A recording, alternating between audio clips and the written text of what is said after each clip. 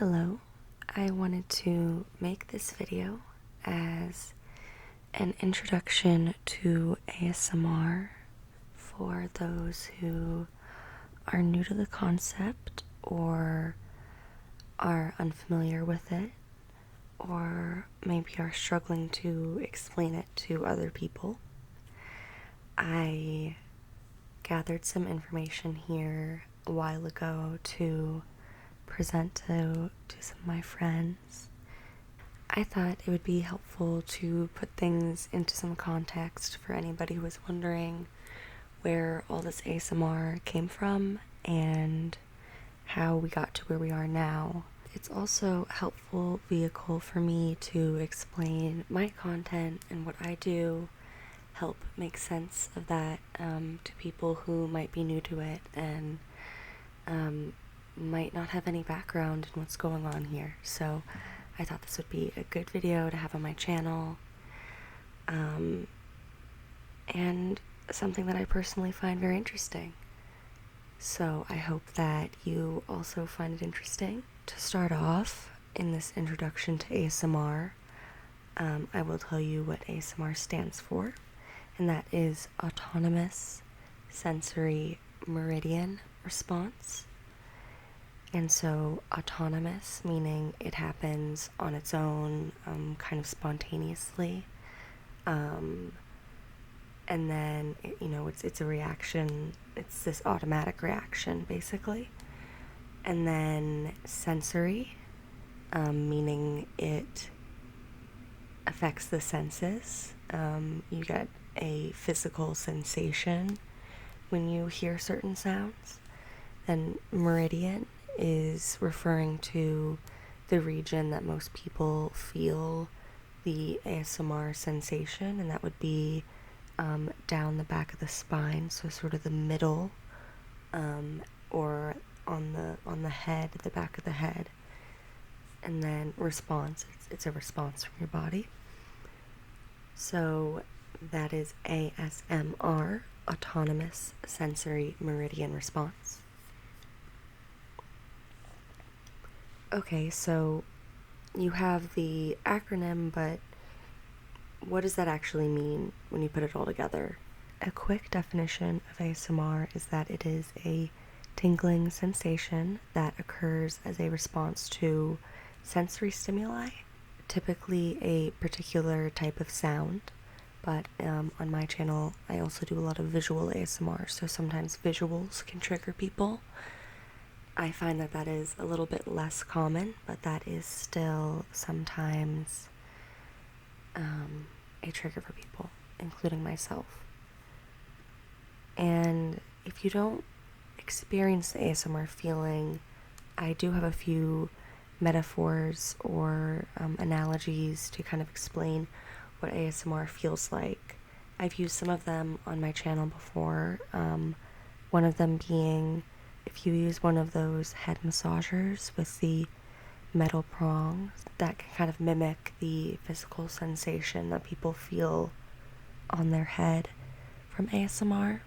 And then for a lot of people, it is can kind of feel like an electric shock, electricity in the brain.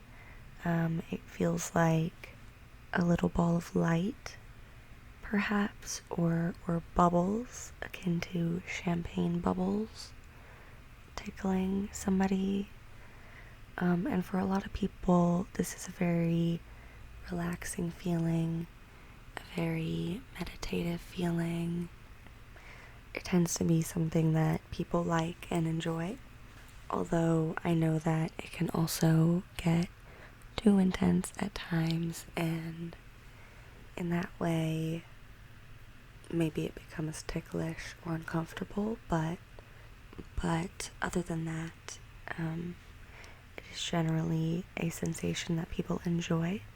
So now that we know a little bit more about what it feels like and what it actually is, we can talk about how people use it. So the key thing here is, like I mentioned, my last point, it is often a very relaxing sensation for people. people find it very relaxing, so it can help people fall asleep. It can help people just relax in general if they're having a stressful time after a long day. It can be, meditative. For people with anxiety, and even sometimes people with depression, report that ASMR helps them, although it is no stand-in for a doctor in any regard. Always see a mental health professional, but it can be a coping mechanism for people who struggle with mental health issues. And then it can also be a form of entertainment, or since it is a pleasant sensation, sometimes people will seek it out just for the sake of feeling the sensation. So I have a little bit of ASMR lingo that I can go through that will help flesh out the ASMR world for you. I have been a viewer of the ASMR community for a very long time, so some of these terms may be slightly outdated, but forgive me for that, and hopefully you enjoy it still. And you can comment down below if you are a fellow ASMR artist or an avid ASMR viewer and you enjoy this sort of thing, and you have any that you want to add. Please tell me your ASMR lingo down below in the comments. Anyways, I'll start with binaural because that is directly relevant to this microphone I'm using now. I think you could tell if you're wearing headphones right now that my voice is coming from one side and now it is coming from another side, and that would be binaural. Technically, I'm using a stereo mic. I'm not tech savvy enough to know the difference between stereo and binaural, but in both cases you have different channels for each ear, so it mimics the way sound hits the human ear, because we have two channels of sensory input, so it makes things feel more realistic. I know back in the day it was a huge achievement to be able to incorporate binaural audio into videos. So, of course, now it is the gold standard. It is almost the minimum unless you're doing something lo-fi, which I will get to. But binaural tends to be especially triggering for people. The next lingo I'll go to, since I just referenced it, is lo-fi. Lo-fi is sort of the opposite of hi-fi.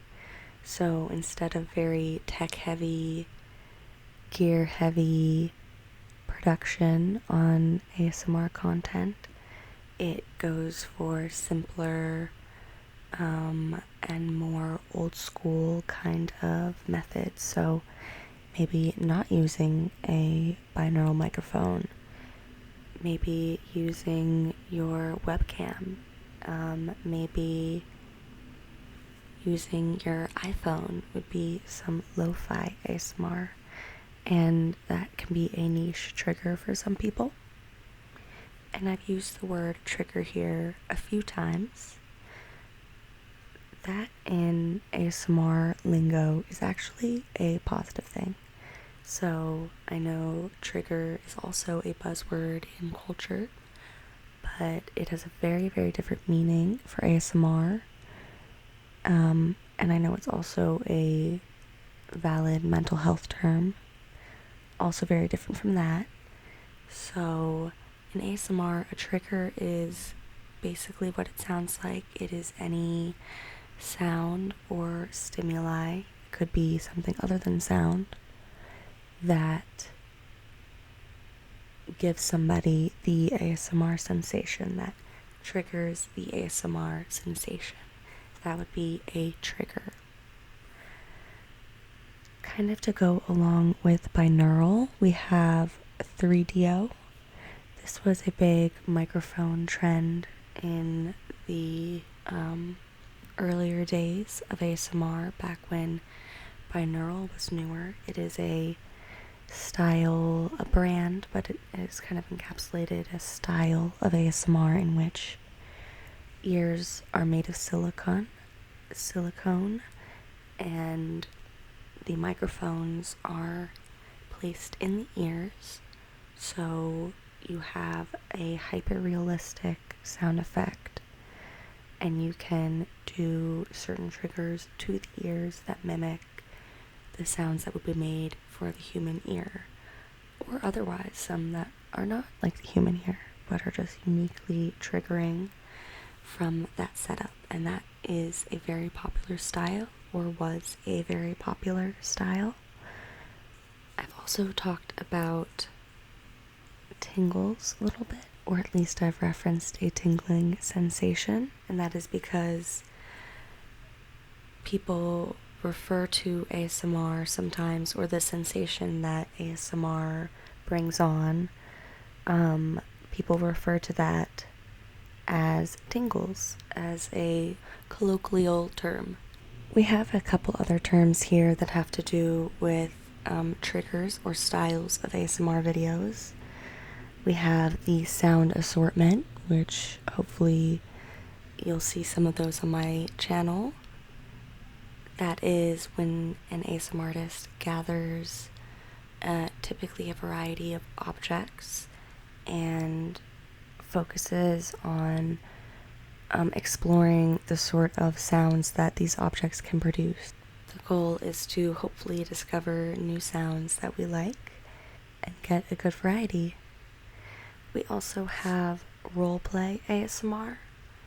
This is not something I typically watch, so I probably won't have much on my channel, but it is a style in which the person creating the ASMR video is talking to the camera, so talking directly to the viewer, and is acting out a certain scenario and incorporating the viewer into it. And this can have a huge range from recreating very, very traditional experiences of ASMR. Like, a lot of people talk about experiencing ASMR in grade school when getting their hair checked for lice. So you'll find a lot of lice checking role plays on YouTube.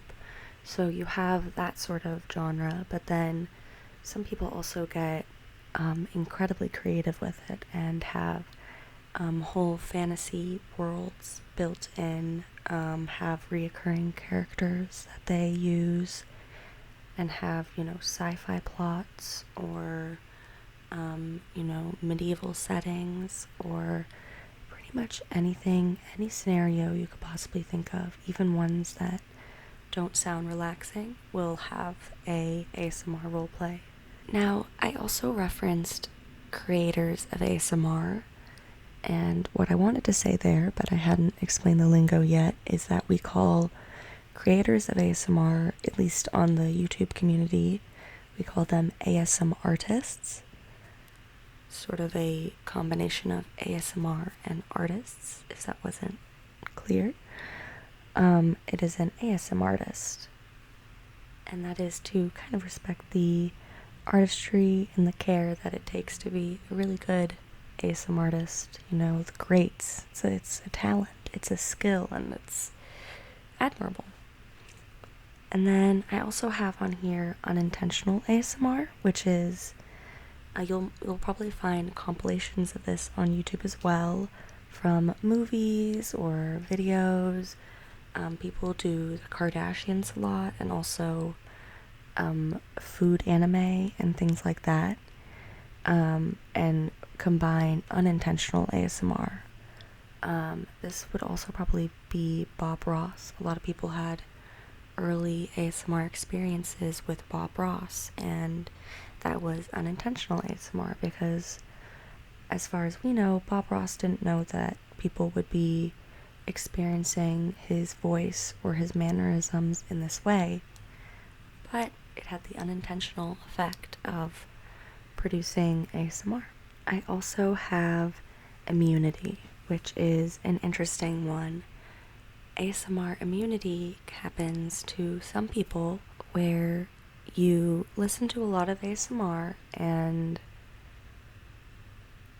because you have listened to so much, you have desensitized yourself to it and can no longer trigger the ASMR feeling, or at least can't trigger it as fully. And I personally experienced this, but never fully. I can always experience some ASMR even if my senses are dulled slightly, but I have heard of some people who do lose the entire ability to feel the ASMR feeling. Typically, if you take a break and come back, then the ASMR sensation is strong as ever, and it's no longer an issue. So those are some of the terms that I picked out, some of the ASMR lingo that I picked out that might be helpful for people to know if they're new to ASMR and are browsing around ASMR videos and don't know what some of these things mean. However, this is the part that I find especially interesting. I dug a bit into the history of ASMR, and I'm going to start way back in ASMR history. ASMR before there was ASMR as we know it today. So many in the ASMR community suspect that the sensation that we call ASMR has been around for as long as humans have been around, in some form or another, or at least in some people.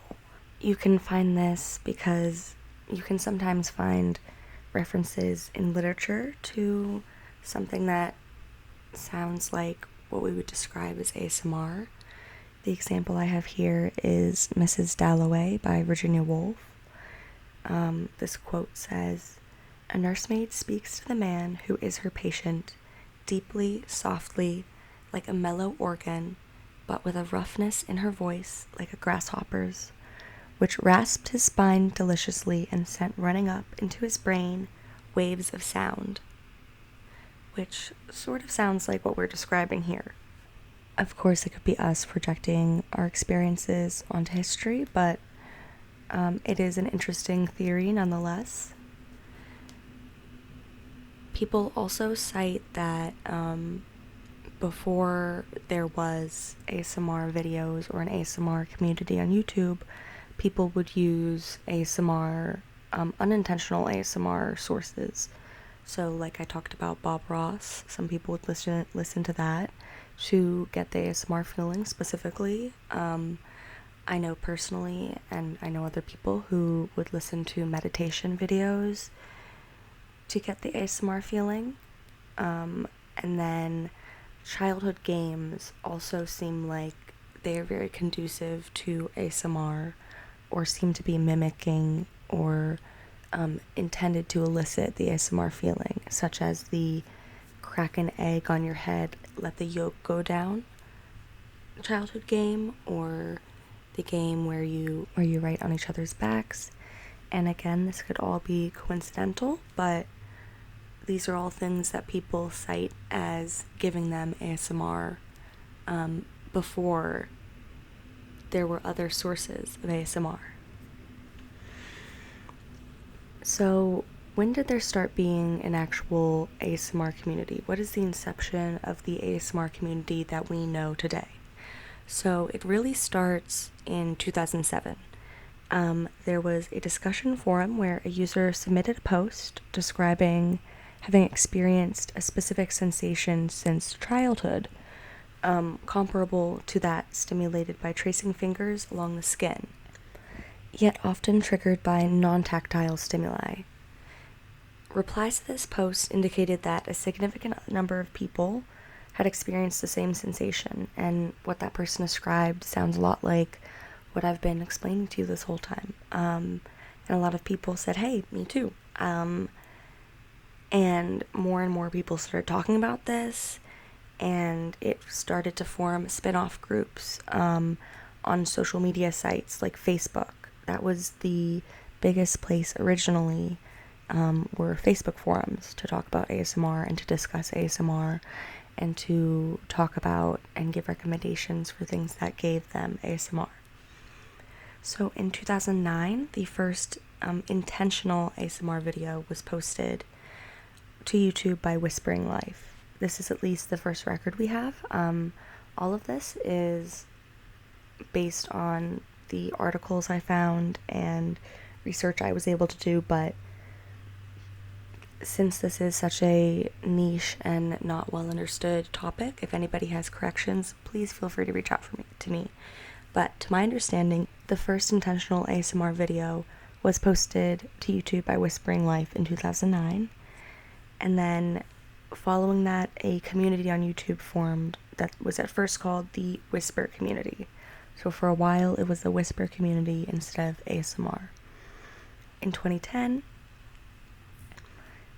Jennifer Allen, who was a participant in an online forum, proposed that the phenomenon be named autonomous sensory meridian response. So Jennifer Allen is credited with coining ASMR, though that is disputed by some.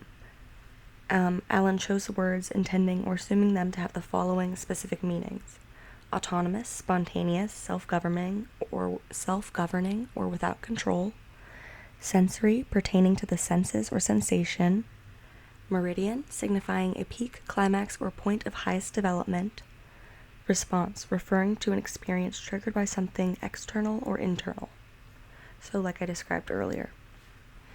So following these very early years in this niche community, a lot of lo-fi videos, there was slowly more and more growth happening and more people coming to it, channels growing a lot of traction, getting millions of subscribers, and with all of this community growth came mainstream attention. So by 2013, ASMR had gained a cult following on YouTube, but was not very well known outside of ASMR circles. During this period too, there would be news stories from time to time, and I think Whispers Red has talked about this. Whispers Red ASMR, Emma, she's a great channel, talked about early on there would be news coverage, but it was always this, novelty news story of what are these weirdos doing online, what is this new trend? So it was still a pretty niche thing for a while. But as early as 2014, ASMR began drawing more attention from the outside. There was a College Humor parody video and more parody videos like that, especially on the role plays. By 2016, in-person ASMR experiences were being offered by establishments like Whisper Lodge. So it's become, businesses have started based on the success of the ASMR community. Also in 2016, advertisers began to catch on to the phenomenon. Some companies like IKEA or W Magazine began using it in marketing and interviews. There was an IKEA commercial that went through the bedspread and the different furniture in the room ASMR style, which was this attention-grabbing gimmick, but was very well done and pretty well received by the ASMR community at large, at least from my perspective. And then the W Magazine ASMR interviews have also proven very popular, and it's been pretty fun to see what celebrities are surprisingly really have a natural knack for ASMR, and who even listen to ASMR themselves. Shout out Cardi B. So in 2017, YouTube personalities began posting ASMR reaction videos that also boosted the visibility of ASMR. It became a huge trend to just react and be like, what is this weird stuff, and for some people, something that's really triggering for them is really off-putting for somebody else. And a lot of times people would listen to videos and would find the triggers very off-putting, and everyone could have kind of a laugh at it. But at this point, it's grown so much that it's not even really worth the novelty anymore, and it's kind of just people letting ASMR artists do their thing. Anyways, there has also been a limited amount of science to back it up. I'm not a scientist, so I'm not going to go through this too much, but I have referenced all of the studies that I'm talking about on the screen, and I'll also put that information below so that you can look into any of the research that I'm referencing and call me out if I get some details wrong or if there's new data out there. But from what I have so far, I don't understand the ins and outs of this, but from my broad level understanding, studies have found that ASMR is a real thing. They can see differences in the brains of people who are experiencing ASMR and who don't experience ASMR. There's brain activity happening when somebody's experiencing an ASMR that is different than typical brain activity. So, and it also has shown that it does reduce anxiety and promotes relaxation. So, like I said, very limited studies, but enough to know that we are dealing with something concrete, if elusive. So now I can go through some ASMR controversies. There are some people who, like I said, there was an era of ASMR where people were reacting to it, and sometimes it was kind of a controversial thing. And for the most part, ASMR artists are just doing their thing, but for some people it is still a controversial thing. So there are a lot of comments about, ASMR videos are not relaxing at all. They're actually creepy or uncomfortable. And to that, I just say that, first of all, to each their own. What's, scary or uncomfortable for one person could be relaxing to another person. And also, once you kind of get used to it and open yourself up to the experience, open yourself up to something new, you might be surprised with what you're able to feel. So that one is just a general thought. But then there's also controversies in that people often sexualize ASMR or think ASMR is sexual. Many ASMR artists have spoken about this, because on the one hand, there's nothing wrong with sex, sexuality, sex work, but as it stands, it's a taboo in our society, and it is something distinct from ASMR. I think with anything, it can be incorporated into sex. Like food is not inherently sexual, but some people choose to incorporate that into their life, and all power to people to do what they want in their private lives. But I think it's similar here in that there's nothing inherently sexual. People, especially in Western culture, if I may be so bold, often are less comfortable with non-sexual touch and are less familiar with non-sexual touch and don't even really know how to perceive touch or intimacy or closeness in any way other than something romantic or sexual, especially depending on who it is coming from. So I think ASMR, I would say, challenges people to look for other layers to touch, other sorts of pleasure, and other ways to be in touch with your body.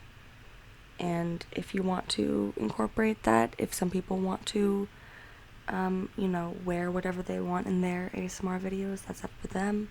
If they want to add those layers to it, there's nothing wrong with it, but nothing inherently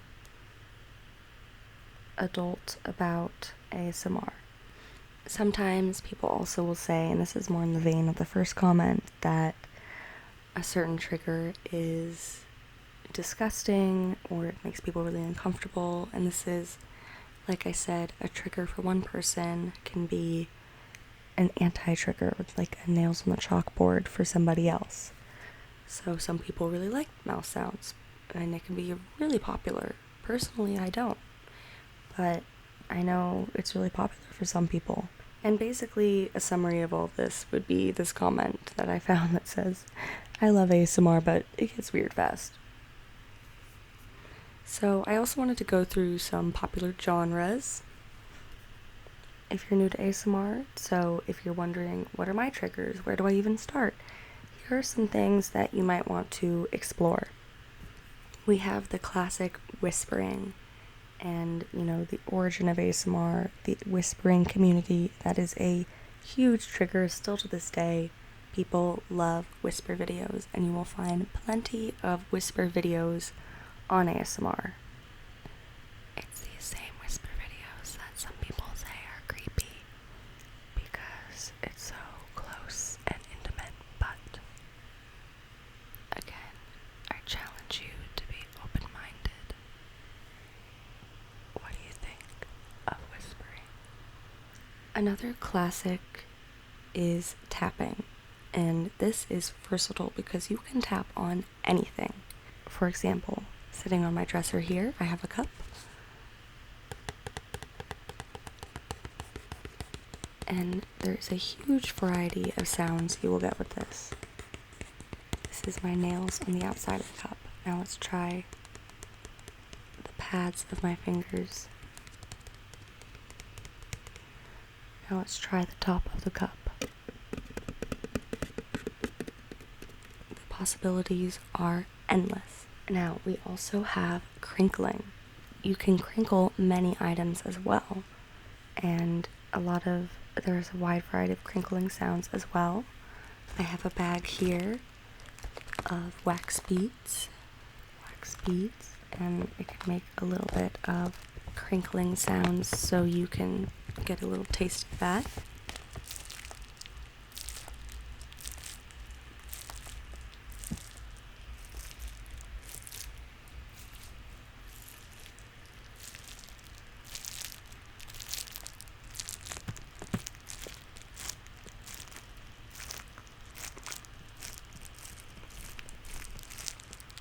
There's also brushing, and there's a range of brushing videos, hair brushing, makeup brushes.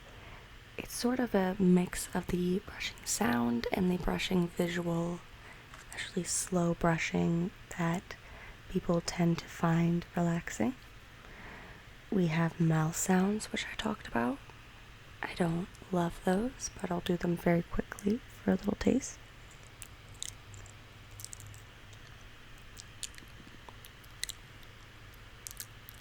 And let me know if you do like mouth sounds, because I could make a mouth sound video, even if it's not my cup of tea.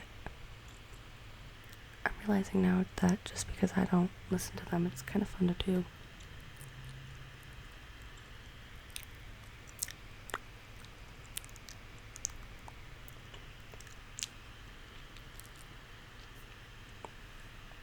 Let me know what you think. There's also trigger words, which I like. It's just I like this because it's also, repetition can be a trigger. So certain words people like popcorn.